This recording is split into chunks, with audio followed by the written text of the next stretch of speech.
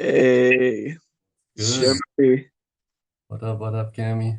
Yeah, I'm good. What's up, bro? Not too much, man. Living the dream. Living the dream.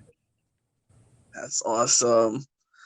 Yo, it's been a while since I've done one of these long distance episodes, and it's pretty cool because me and you have been friends since before I rebranded to Cammy-Kun, which is crazy to me because back then I went under a different name called Luffy Sky, and yo, that time was crazy to me.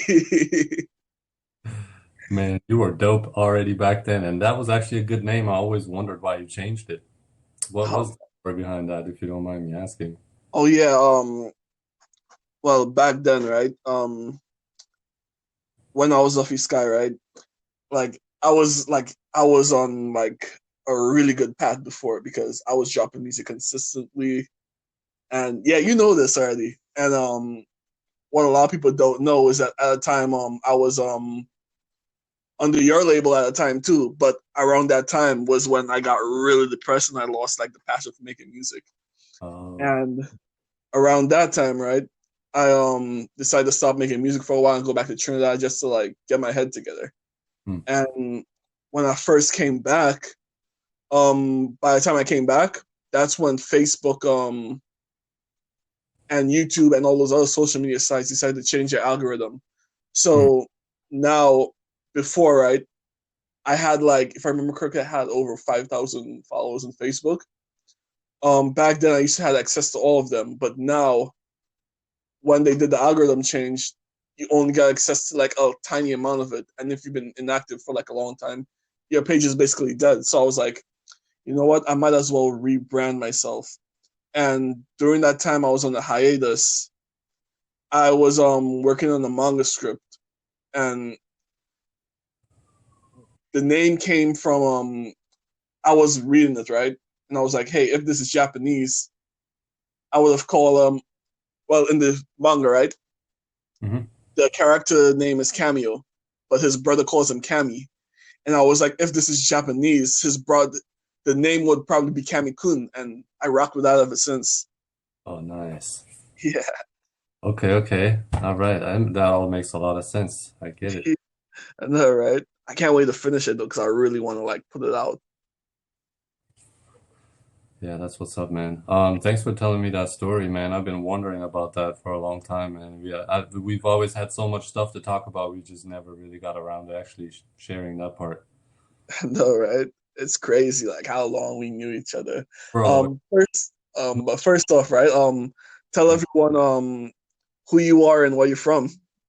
okay, so my name is Germoney. The name um, derived almost itself just from my identity of being the first German rapper in the States. I moved from Germany to the United States with $200 in a suitcase to live my dream and Holy, be in the motherland of the culture that I fell in love with as a teenager, hip hop.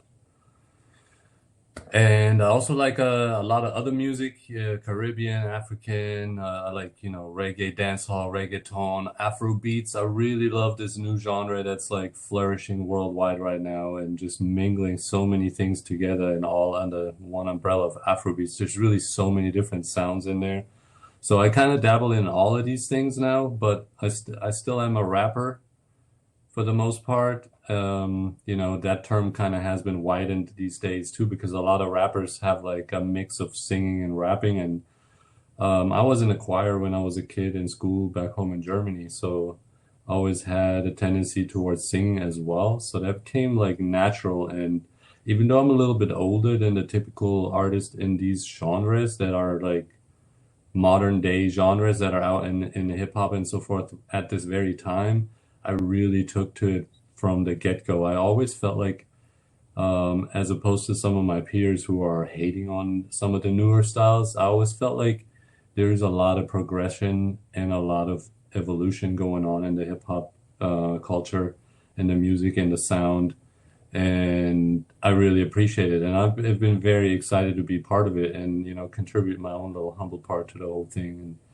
I think my overall philosophy and approach to music is the same one that I have to life. I want to bring some positivity. I want to empower people want to make people think. I want people to be happy, and there's a lot of different things I feel like I have to contribute to accomplish that, from fun meaning songs with less meaning to all the way to like really, philosophical, spiritual and message driven music.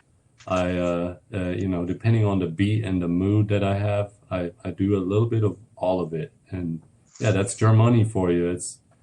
It's a it's a wide variety of different things, but once you kind of like dabble into it a little bit, you kind of start seeing the thread that runs through all of it and ties it together into like always still having a Germany sound in the end. But I'm not as niche driven as a lot of artists are. You know what I mean? Mhm. And that's amazing too, because the way how your music always been, like it's always been about like love, positivity, and you just never like been the type of guy to like hold himself back from the new styles, etc. and stuff. And Mm. that's how like I started making music as well. Like I was like, I used to be like a hater of the new school, and when I started dabbling into them a little bit more, I'm like, yo, these guys are really catching on to something. And that's how a lot of people feel like in the other generation before this generation. So it's like it's just a cycle that's going to keep going. So either you're going to learn and adapt, or you can just keep hating. That's right. You can turn into your own grandparents because, I grew up on the hip hop in the 90s. We had baggy pants and all that stuff.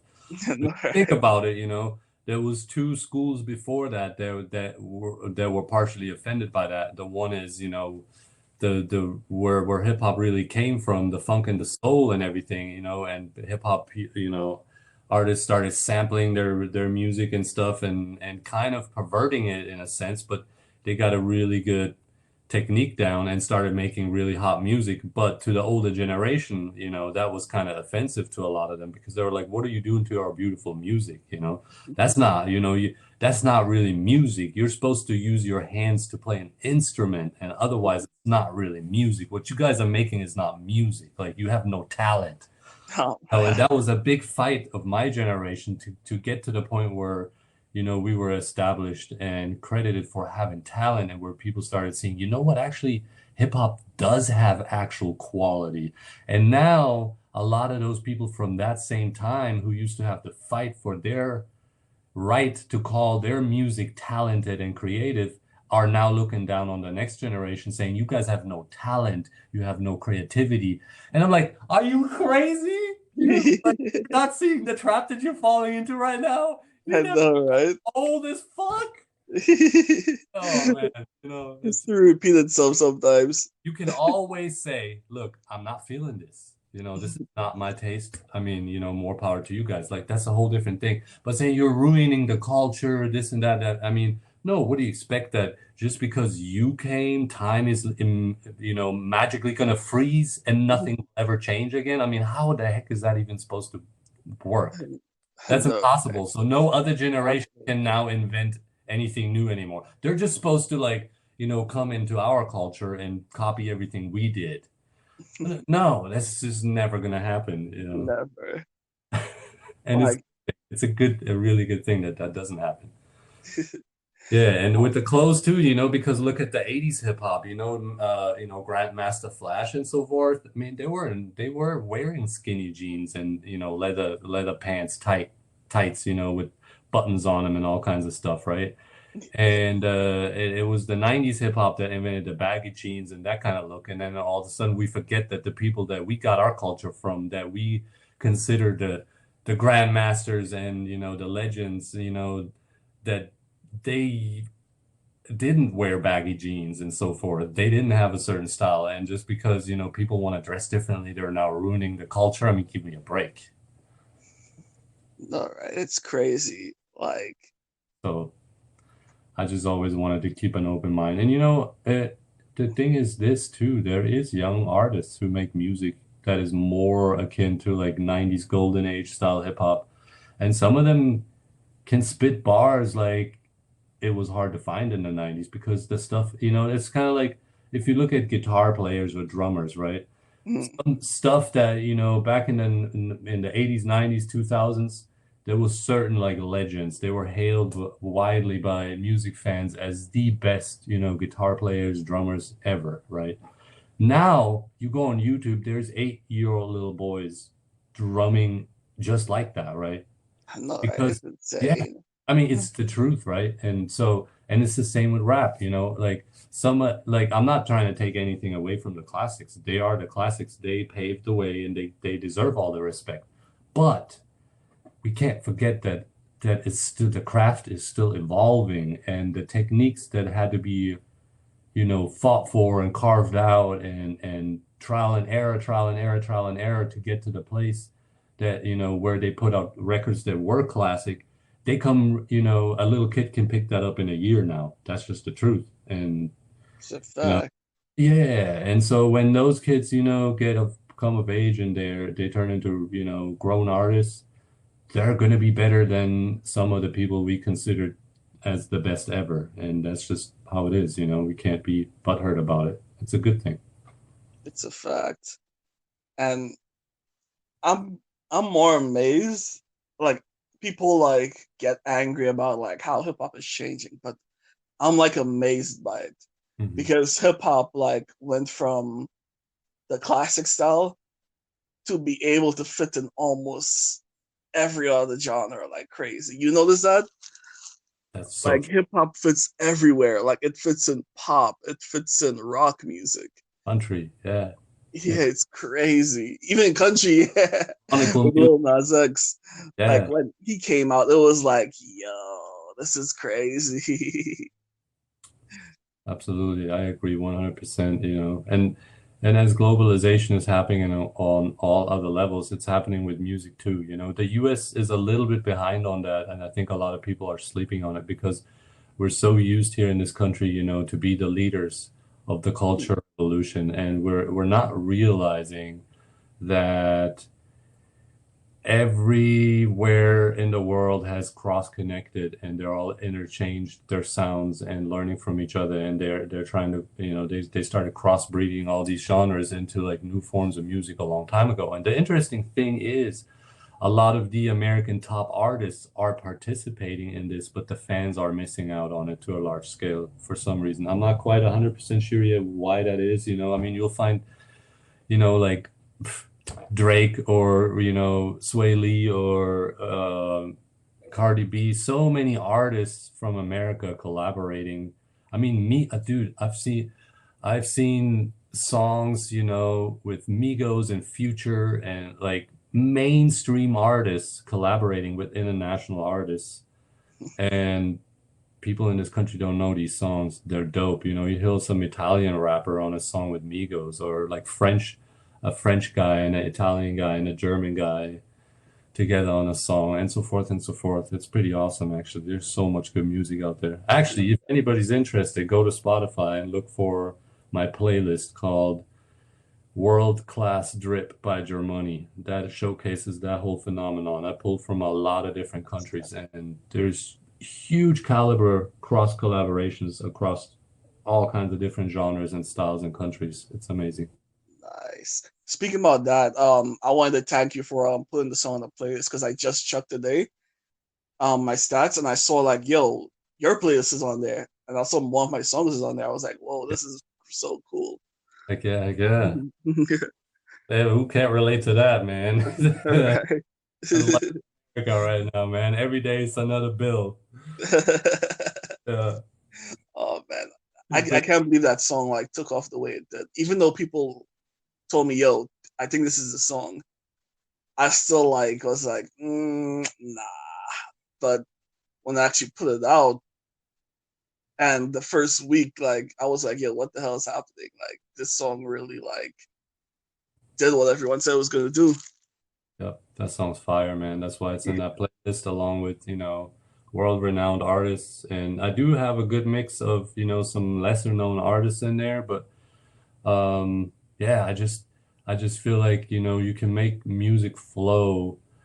Sometimes I've had my phases where I was in like a really niche mood. I wanted to listen to only one specific sound, and I made my playlist that way too, because I didn't want to switch mood at all. I just wanted to pound that into my head over and over, that same feeling. And now I'm just like, I like a good like variety playlist where it doesn't go into like rock or EDM or anything. It's all kind of like urban music, centric still. Like Afro beats, hip hop. Hip hop is the main staple. Afro beats, dancehall, and reggaeton, and that's those are and like the gray spaces in between. That's pretty much what's in that playlist. But probably like 68, 70% or something like that is hip hop still, and yeah, obviously most of it is American. Then second is probably German. I like there's a lot of really really good German hip hop of all different subgenres, and yeah, all over the world. All over the world. There's some French stuff in there, some Italian stuff, some Spanish stuff. Yeah. Yeah, it's crazy. Like how music like I don't know. That's one reason why I really respect Drake as well because you realize like Drake when he like does a different genre of music, he like it's like he's shouting out the genre itself, and that what makes people like go to the music and let's check it out themselves. Hmm. I don't know if you noticed that he did that with Afro beats. That's how like Afro beats got popular to me. Like Yeah, after that, like people were obsessed with it, and then now he did drill music, and now drill music is popular to the yeah, point where everyone's making it. I think that's a really good idea. You got to shine the light, and if you don't do that at some point, you're just gonna be outdated yourself. I mean, it has to be genuine, but why wouldn't it be? The music is amazing. I mean, yeah, he's collaborated with some really good artists like Wizkid and who knows. I can't remember him all the collabs top of my head right now. Drake isn't necessarily the artist I follow the most. I think he's dope, but there's other artists I really gravitate towards. But I really appreciate people like him who show a lot of love. Yeah. No, right? Oh yeah, how did you came up with Pangea music? Mhm. How did you came up with Pangea music? Oh, so I basically founded that whole thing with three other people, and the name Pangea Music was um, thought of by my partner at the time. The other three people didn't stick around. They had, their life paths took them other directions. Mm, So Pangea became my main baby because I was a founding member, and I kind of had most of the driving energy from the get-go. mm. Um, but yeah, the my good friend Freddie, aka Fast, he was also a rapper. He came up with that name, and then I loved that because we were international from the get-go already. And, me being from Germany, and also it was a time where hip hop started. That was right around the cusp of where newer subgenres of hip hop started becoming more prevalent, and the mainstream hip hop started sounding very different from the 90s, and people were like, what happened to that old hip hop? And we were like, there's a lot of different forms of hip hop now. It started looking like a tree really for the first time, instead of just like, oh, East Coast and West Coast, and then down south that was like the third one, and then it started becoming more and more diverse. And we were like, Pangea is just kind of like that bridge for everything that brings it all back together. We're international, we're interracial, we're inter subgenre basically, right? And so yeah, that really fit the philosophy of what we're doing. So he came, that was a genius idea he had there with Pangea. To this day, I think it's been 13 years now. Whoa. Yeah. And we have 14 beside, well, if you include me, there's 15 artists now. Mm. Nigeria, Trinidad, Tobago, Jamaica, Mexico, Germany, USA. We're in like 8 different states across the USA, and yeah, it's just a very, very colorful, eclectic movement, and we create a lot of like interesting spaces between, different genres and different backgrounds and different styles and different sounds that basically one of the main differences that I used in recruiting and putting this whole movement together compared to other like underground hip hop music labels that are out there is this that I found as much as I love them, this isn't supposed to be any type of criticism or whatsoever, but I just found a different approach because um, I looked at it as most of them have a certain niche, right? You look at Young Money or whatever you want to look at, they Yeah. have a certain niche, and all of the artists are going to be more or less within that niche. Yeah, they sound that you can easily differentiate them from one another, but if you're not in that niche of sound, it kind of sounds the same, right? Mm, Um, definitely. and they, yeah, and they homogenize in that way, and that has a lot of power and strength in that. There's a lot of advantages to that, and there's a good strategic reasons to that. But I didn't want to do it that way because one of the things that led to, in my opinion, in the music industry is that a lot of labels have this sink or swim Shark Tank mentality. They sign a lot more artists than they're actually planning on supporting, and then they give them a little bit of resources, you know, a little bit of an advance or whatever, and they throw them in there, and then it's just like, okay, so now you got to compete against everybody else on that label for the limelight and for the premier spots, and if you can't box everybody else out and position yourself, then you're screwed pretty much. And a lot of people's careers actually get ended that way rather than really supported by being signed. You know, it's actually a pretty big risk that you're taking when you sign on with labels nowadays. It is. And so I wanted to create an environment that was supportive for everybody on there. I had the intention of everybody getting the same love, and the way to do that was to make sure that every single artist had 100%, 360 degrees free elbow space around them. There's no two people on the label that sound alike or Mm, occupy the same space, right? But we're all within the same music landscape, the general urban music landscape, but we complement each other. And one person's success is helping the next person's success. And it's more like a family, right? Than some competition. It's more like a sports team. We're all playing together. Everybody has a different role in a different position and their own different, you know, unique talents to bring to the table, but we really function as a whole and we support each other and we love and care for each other, even though um, you know, some of these people because they're together on Pangea, but they're genuine friendships, you know, like being a good human being was one of the number one requirements to be on Pangea, you know, and so it's talent, drive, being a good person and being unique in some way, and you can't sound anything alike another member that's already on the team. that's So amazing. and yeah, I'm loving it, man. It's sky's no limit. Who knows, man? It has downsides. You know, it takes a lot longer to build something because people can't categorize you as easily, Mm, and it takes a long time to really understand that when you're from the outside. You know, so you know it's a slower process of growth than someone who finds a niche and just pounds on it over and over and over and opens their door that way. But I think that you know, we're building something that has a lot of longevity. And yeah, that's what we're trying to do. man, that's truly amazing because you guys, like, ever since I met you, right, you had a long list of different styles of artists. And Mhm. that number just keep expanding and expanding. And then those guys were like super creative. When you did that, is it called Lollapalooza? Am I Oh pronouncing yeah, correctly? Corona Palooza. Yep. Yeah, yeah. Yeah. I watched it. I saw like the diversity of everyone. So I was blown away by it, honestly. yes, man, I had a lot of fun doing that. That was a way different experience than anything else before. Just one of those things, man.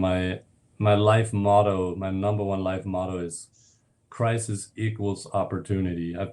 There's probably not one day that goes by where I don't say that at some point. Hmm. It's yeah, it's been like that for years because I was just blessed to learn that at some point. The time where that really hit me was I don't remember what year that was anymore, but it's definitely more than 10 years ago. Um, but I saw a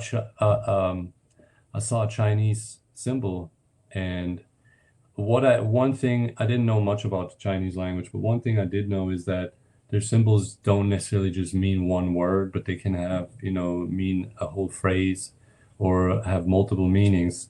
And when I looked it up, it said that so the Chinese symbol for crisis also equally means opportunity. It's not a separate word. It's just one. Whoa. It's both of those words equally. And I was like, and I've really thought about that for a long time, and it hit me, and I was like, yeah, actually, that's so on point. That really is literally the same exact thing because crisis is an opportunity. You're never going to change anything when you're comfortable and you just keep going. And that's stagnation ultimately, that is what that leads to. And that's not a principle that can persist in a material world because you have either growth or decay, right? And so we have to have these crises. I mean, your birth is a crisis, your death is a crisis. These are the harshest crises. But every single time you learn something, it's some form of crisis. Every single time you change something, it's some form of crisis. And the corona pandemic and everybody going on lockdown was a major crisis, just in the shape of we had to deal with things that we never experienced before like that. I've never been through anything like that.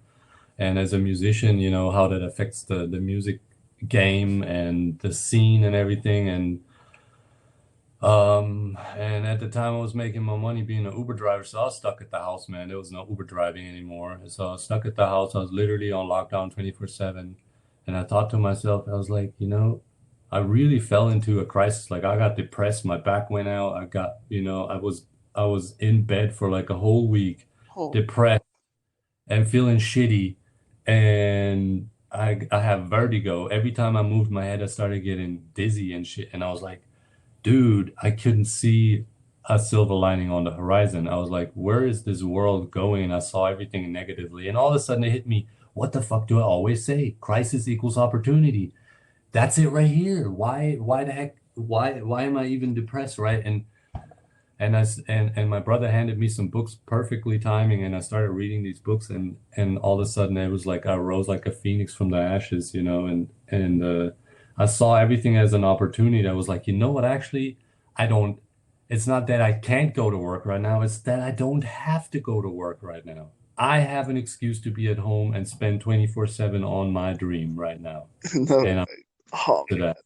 It was like, what are some ideas that, we can do that are outside of the norm? And my homie Disney hit me up and was like, hey, we should do like get like a bunch of artists together and put on like a show. And I kind of like had like a sort of similar idea, just not quite to that extent. So when Disney hit me up, shout out to Disney, with that idea, I was like, oh, a light bulb went on in my head, right? And that's how Corona Palooza was born. And yeah, from there we just threw it together and made it happen.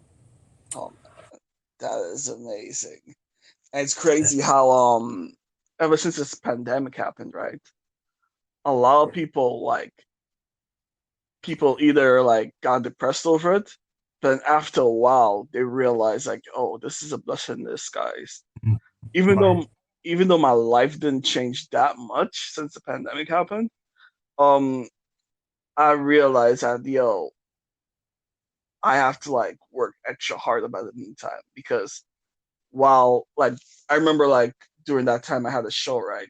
But because of the pandemic, that show got canceled. It was going to be my first solo show, and I was Oh, like, "Yo, while this whole thing is down and I can't perform, I'm gonna spend every day making the best music that I can and learning as much as I can." And it's been one of the best experience ever. Like I learned how to be more patient with myself. I learned how to like be more productive.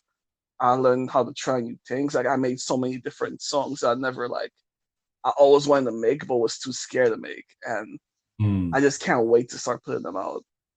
Nice. Yeah, dude, I agree. I feel like it was a jump starter for a supercharger for creativity, man. No, right. That was the exact, phase where I gave birth to that idea of, 50 weeks of hits dropping a new song every single week for a whole entire year. And I put it, I put it on Wednesday because it's like the common um, denominator and agreement now in the music industry that by far the best day to drop a new single is Friday. So everyone is doing that. And I was like, I understand the reasoning, but if everyone's doing it, is it maybe not better to actually do it on a different day where no new music is dropping? Mm. So like I'm just gonna take the risk. Mine are gonna be on Wednesday. Every Wednesday, new Germany single. Check it out. Spotify, all major platforms. Shameless plug right here. Nice. Find them on SoundCloud everywhere. And yeah, so I got in the studio and I started getting mad into well, not only making music, but I took a lot of the time to do research. I took classes on mixing and mastering, even though I was pretty damn good, but there's always room for improvement, obviously, right? And so I started learning some things that I always was wondering and wasn't quite happy with. And yeah, really reached like a whole new level in my sound and my musical creativity now with these new songs. And so, man, I could not be any happier. Like, it's literally one of the best things that ever happened to me in my whole entire life, this whole lockdown thing, and I have like a part of me that feels sad when I say that because I know it really, was bad for a lot of people, not necessarily, I mean, the lockdown, yes, economically, but also health-wise. A lot of people had a lot of really bad suffering during this time and loss in their family, and my heart goes out to all that, and I'm even more blessed that I can say I did not have any of that bad luck in my family, and we made it through. We're still making it through. We're getting by. We're putting food on the table. I mean, it's like no extra money to spend, or somehow it's all working out. Nobody got sick, and I've gotten so many tremendous advantages from this time, and it is just, I can't calculate how priceless that is to my life and my future. And bro, I have 18 songs uploaded on DistroKid, ready Holy to crap. scheduled out, and like a whole nother eight that are close to being done, and uh over 80 other beats in a playlist that I can pick from at any point in time to make another new song. And I'm taking classes on, drop shipping and music marketing and indie music academy, and big shout out to Indie Music Academy. Dope, dope. If any for anyone who's interested in really learning about how to make a living as an independent musician, that's one of the best resources I found. I looked into a lot of them because there's a lot of good people out there now Um, offering classes and courses and different types of advice and help. And a lot of it is also free on YouTube. That's really good. And that's how kind of how I got into the whole thing. I watched a bunch of stuff on YouTube and then started filtering into like the ones that were became more and more my favorites. And then I went ahead and bought some classes. And another one that I got is called the Spotify Growth Engine, and that teaches you how to run your own Facebook and Instagram ads efficiently, professionally, and really figure out what the data means that you get back and how to drive it in a specific, purposeful way. And these are all new things to me, man. And so it's like I'm operating on a whole new level of Germoney now. It's like Germoney 2.0, not just musically, but also the business side. And that's all thanks to the lockdown, man. that's I was amazing. working literally 7 days a week as an Uber driver just to get by. I hadn't had a single day off in over 5 months, man. That was my life. Whoa. Like music was way on the back burner. Like I was trying my best, to stay on top of it, but no comparison to what I'm able to do now. That's And so crazy. sky is absolutely no limit. You can do anything, man. Shit, I came with $200 in a suitcase from another country, and it's gonna be a very, very interesting journey. We're still going, we're still improving, we're still growing, and this is only the beginning, it's like this whole journey got me to the point where now I'm actually able to do it right. And now let's see what I can actually do now that I know what I know. And I'm still learning, man. Obviously, I'm still taking classes. I'm still learning more new things. So it's very, very exciting times. Crisis really is opportunity. It's a fact. It's crazy how like me and you like we're basically doing the same thing. Like Yes. despite making music, I'm also like doing courses, learn how to mix and master better. I'm also like trying to figure out like, what should I do from now on to like change like change my situation before life gets back to normal, if it gets back to normal. And it's been crazy. Like I've been watching videos, doing courses on like more promotion stuff. I'm trying to like I'm also like doing it hands on so I can figure out like what's happening to myself. That's how I made the vlog about how I did 100K streams on Spotify. Like a lot of people really resonate with it. Like after I dropped that video, a lot of people were in my DMs like wondering like, yo, what's this? What's that? I just talked to them and it's like that feeling of helping people like that can't be replaced. Mm. Yeah, I agree. Yeah, I agree. um, Yeah, that is awesome. I feel like we always saw real eye to eye. There's been like must be I don't know, man. It must be like 7 to maybe even 9 or 10 years potentially that we. I can't remember how we even crossed paths online the first time, but I Facebook. I know I remember when Funk it was Volume. during the Don't Funk Up Our Beats contest. Yeah, Funk Volume. Yeah, That's that right. one. I believe it Mm. was the third one or the fourth one. And then we found each other there, and I was like, "Yo, your style is amazing." And now I checked your song, your style was amazing too. It was crazy. I remember one of your entries. You rapped in both English and German, which was crazy. And I think that one, even the people in Funk Volume, I think they share that one.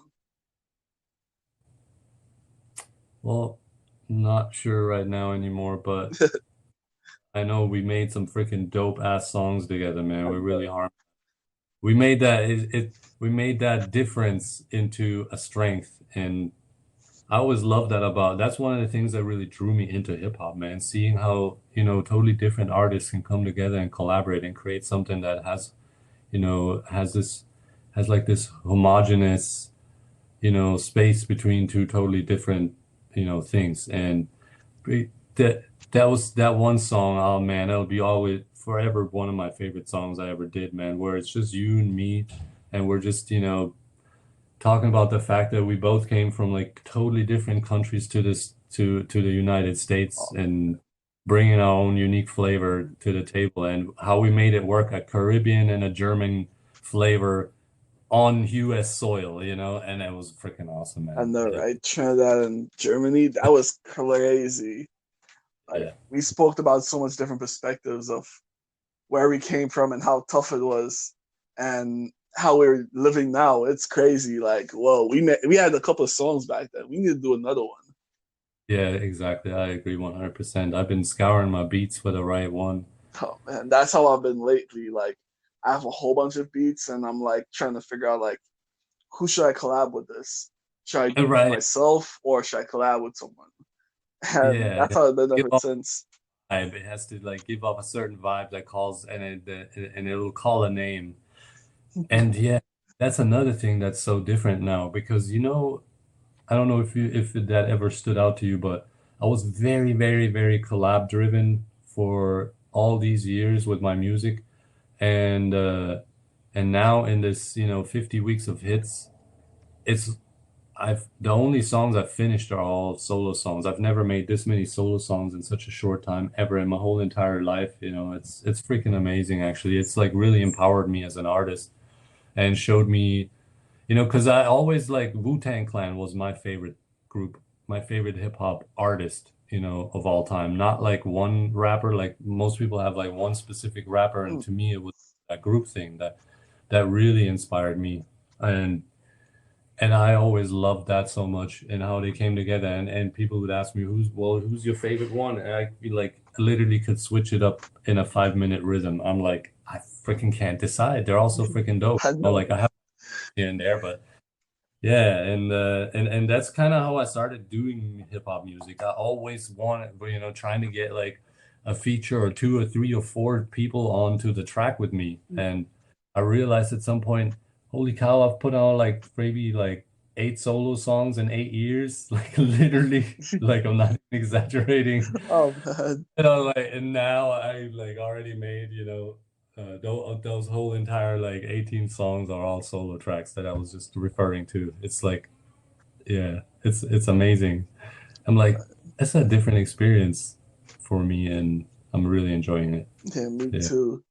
Um, how did you first get started making music? I always wanted to know that. So my first connection to music already came through my parents. My dad was um a drummer in a hippie band when I was a kid. So I was in recording studios at live shows in the rehearsal in the basement and stuffy rooms and all this kind of stuff. That's amazing. On, yeah. And I don't know, there was some kind of a something in me since I was a little boy that wanted to be a performer. And I didn't imitate my dad's drumming. I There's a photo of me where I was 4 years old and I built a stage out of boxes and I was standing on top of it and I used one of his drumsticks as a microphone and I was pretending like I was a singer and I was just like the front man, right? Yeah. And I always did these like self-organized karaoke performances for my parents when I was a kid. I would put up like blankets in the room and light like with lights behind like some cloth, purple cloth or whatever, and then I would tell them sit right over here, and then I would turn on music and come out of some corner somewhere and like karaoke to like some songs that I liked, and then yeah, I was in the choir, and then and this is in one of my songs called My Story. It's an older song. Well, I'll never forget this. I was at my grandma's house. Where my parents' house was more in the countryside of Germany, and they were hippies. We didn't have a TV. And then when we finally got a TV, I was probably like 7 or 8, and we only had like 3 channels. We had like the rabbit ears. That was it, no cable, right? Oh, And we're allowed to pick one show per week for like up to 1 hour, and that's what we're able to watch, like, Muppet Show. And that was it. That was our, other than that, we were outside kids, never on the TV, and no video games until I was like in my teens. And so I went to my grandma's house when I was in my early teenage years. I must have been like 13. Let's see, maybe a little bit older actually than that. And yeah, so let's see, that must have been around 92, 93. Yeah, yeah. And she had cable, and I come across, and I'm channel surfing, and I'm come across MTV, and some rerun of Yo MTV Raps is on. whoa. It just hit me like a virus, man. I've never been able to get like it changed my whole entire life. I didn't understand English well enough, especially not the slang, that was used in the hip hop music. And but the feeling, it was undeniable, man. I was infected all the way through, and there was like no one in my surroundings who liked the same music as me, nobody, and they all thought I was crazy. But I loved it so much, man. And I started going to the record store and doing research and buying the Source magazine every month and really watching, making videotapes of Yo MTV Raps religiously every single week, every single episode that ever dropped for a while. And I really learned all these artists, and then started, going, like I said, to the CD store, and it went in the hip hop section. Also had to go to my grandma's house to do that because she lived in a bigger city, Nuremberg. And there was no CD store in the little village that I grew up. But when I was at her house, I was able to go to the CD store, and they would have a counter next to the register with like several CD players, and some dude or chick would hang out there all day, like some part-time person. And just you were able to grab a stack of CDs and go over there, and they give you a pair of headphones, and they would switch your CD every time you're done with one for you. So because they want to make sure people wouldn't scratch the CDs, right? But you were able to actually listen to the CDs. And so I spent hours and hours in the record store just listening to all these CDs of different hip hop artists that I never heard. So I kind of made sure I studied the culture and all the artists. If I saw a CD in the store that I didn't know who the artist was, I went and listened to it. So I knew pretty much every hip hop artist that was out at the time. Yeah, and then like really quickly after that, within probably less than a year, I started like writing my own like rhymes and really broken English and stuff. And that's kind of how that started. And I didn't, have access to beats or anything like that, but I just kind of wrote that. Sometimes, that was in the transition period between vinyl and CD. So artists would still put out like single vinyls, right? These some tiny little small little vinyls that had like two tracks on each side. And a lot of times they would have an instrumental version of their song. So I'd use those beats to rap over and kind of practice. And then I learned some of the songs that I really liked, and I would just like rap the songs over that instrumental beat, like the original lyrics, right? And so that's how I kind of like learned like a basic flow and delivery patterns and things like that, right? And just kind of how to rap. And then by the time I turned 18, I moved to a college town. My parents, they were divorced since I was a little kid, and so I moved to across like halfway across the country to do what's called a civil service. That's like you dedicate a year um, to do something that's kind of like, what's the word I'm looking for?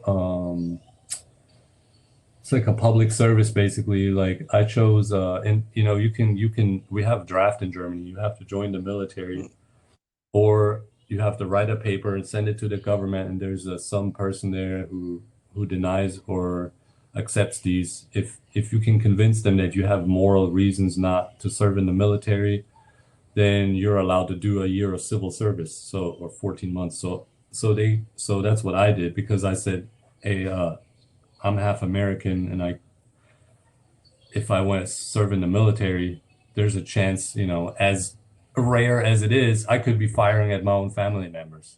So I can't, serve in the military. And I was like really religious, spiritual slash religious at the time. So I wrote those reasons in there too, that I was kind of like pacifist. Yeah, and so I moved to that city, and then to do my civil service. That was like a college town with like 240,000 people, Whoa. compared to that tiny little town where I came from. That was pretty big. And so there was actually a few young kids who were doing music, right? And I met this guy who was like mostly drum and bass, electronical music, Mm. MC and producer, but he had this thing on a computer called Cubase, and that was a production software. And so he kind of showed me how that works. And he had this thing called the Akai MPC 2000 XL. Holy shit. Kind of showed me, yeah, it's a classic Outcast, and a lot of like classic hip hop artists use that for a long time. And so he showed me how to use that, and I bought one of those. And that's how I really got into music. Long story, sorry. But yeah, Germany is famous for speaking really long. Wow. I'm sure you noticed it now, but yeah, that's the long ass drawn out answer to your question. That's how I got into music, and I made my own beats and started rapping over my own beats and so forth and so forth. Oh man, that is amazing. How Uh, I started off, right? First I was doing poems. And then one day in high school, everyone was like freestyling and we were like dissing each other. And then like I participated and I said some disrespectful shit. It was fun. And then like the next day, like I thought we was gonna do it again, but they didn't do it again. But I was like, you know what? I'm gonna start writing more poems. And then one day, right after high school, I was like, after high school, I didn't know what I wanted to do, so I stayed home for like 3 years. And during that time, I finally got cable, and I just happened to turn on the TV to see like what's going on. And then when I kept flipping the channel, I landed on BT, and at the time, they had a show called Rhapsody on it, oh yeah. and that show like blew me away because not only it showed like the music that's going on right now, but it also like shows like the guest rappers that end up on the show, and they end up in the booth and they're like spitting. I'm like, yo, I Ooh. was listening to it and I was like so amazed by it, and it was like it reminded me of my poetry, and I was like, maybe I could do this too. And then ever since, that's when I started. Like my first song was a voicemail on my phone because I didn't know like how to record or what should I do first. So Yeah, yeah. I would like download instrumentals and then I would rap them while making voicemails, and that's how like everyone know like I started Yeah, rapping. yeah. And it's crazy the lengths we had to go to back in the day, you know. Now you have GarageBand on your phone and all kinds of things. It's amazing, I you know, know. right? It's crazy. Oh, yeah. Bruh, the thing to just in order to make a tape, oh God. The tapes the first tapes we made, you know, I found some like-minded people and I talked some people into like starting to be rappers like that didn't even have that idea for themselves. But you know, I was like, I tried convincing a bunch of people that were my friends to become rappers, basically, and some of them really went for it and had talent, man. And so there's like this whole gang of people, you know, just writing rhymes and some making beats like shit on. One dude made like fire beats on a freaking Sony PlayStation, like Holy shit. not the original PlayStation, you know, like that with Insane. sounds, but everything is always like how you use it, you know, and yeah, people got really good at using shitty equipment to their advantage and making something dope actually out of like nothing pretty much. That was crazy. I know, right? It's crazy because I made like some of my first songs through just recording and just rapping all of it in one take. And then like you discover like these programs later and it's like a game changer. Yeah, yeah. And what's even crazier is that while I started doing music, I started finding out that like most of my family members do music as well. So I remember like I was talking to my cousin and he heard the voicemail and he was like, "Yo, you do music too?" And he was like, "Yeah." And at the time, he was signed to the label, and like I was like, "Hell yeah!" And I was like, "I gotta start making music because most of my family is doing music." Like even Kimmy, like before we found out we were related, like we were really Oh, close friends, and then like all of a oh no, sudden, her dad he saw me, and then he was like, "Wait a second, he looks like my cousin." And then she asked me that if that's my mom, and I was like, yeah, because we look alike. And it was like, yo, it was a whole game changer because me and Kim have been friends for like 10 years, and then we found out that we were cousins. no, that's crazy, I know, bro. That's right? holy cow. Uh, Story. I had no idea. I know, right? It's crazy. And like a lot of my family members, like we do music. Like Kim's family, they're really big in Trinidad. My family is pretty good. Like even my uncle, he's in the parang band that he plays like every year. I didn't really even realize it until like later, and I was like, "Yo, this is Oh, that's awesome. amazing." Dude, Kimmy is fire. She kills it. Yeah. Yeah, I know, right? Especially her latest one, Damalo. That is crazy. Yes, absolutely. Shout out to Kimmy. Yeah, facts. Yo, man, like this whole music thing, like it brings people together. Like even though Dude, I met sometimes it attracts the wrong people who treat this music thing like a competition, like in a bad way. Because competition is good, but some people come in like such a bad way. But at the end of the day, we met so many amazing people who like stick around us to this day. Like even the members of Pangea, like they're amazing. Like I love listening to them all the time. Thank you. Yeah, dude, I met some of them only because of you, you know, Juvenist and Young Saidan. And that's due to you because I had you on my friend list. And so it's a domino effect of different, you know, people that I friended over time and one led to the next, you know, but it started with you. And that's how I have two artists on Pangea Music in Trinidad Tobago, you know, thanks to you. Much appreciated, Oh man. man, always welcome, bro. Well, They're absolutely amazing. Yeah. yeah. Well, it's almost an hour, so we'll probably wrap it up here. But first, before we do that, let everyone know where they can find you. All right, so you can find me on all major platforms. Pretty much all social media. I'm not very active on Twitter, but Instagram and Facebook. My preferred outlet at this point is Spotify. I put most of my energy into there. I really keep up that playlist that I have on there. I drop a new single every Wednesday. There's 5 of them now. I started on June 10th. Holy.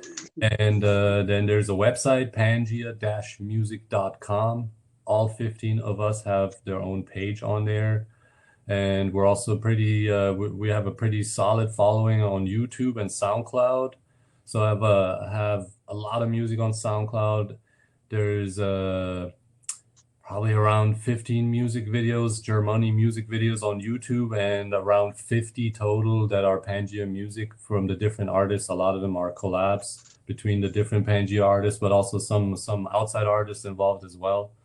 And of course, Corona Palooza is on there as well. So if you go to YouTube and put either Germoney, Germoney, or Pangea Music, you should find it. It's on the Pangea Music YouTube channel. These are the best ways to keep up. And yeah, follow me on Spotify if you have Spotify. Lots of dope music coming in the next 30, no, hold on, what is it? Drop 5. So there's 45 weeks of new singles every Wednesday still to go. Oh man, nice. I'll leave them in the comments in the description below whenever I put this out. And I guess nice talking to you, bro. Nice talking to you. Definitely Thank need you to so do this much. again. Yes, I'm down, man. Much love. Nice. You Peace. have peace.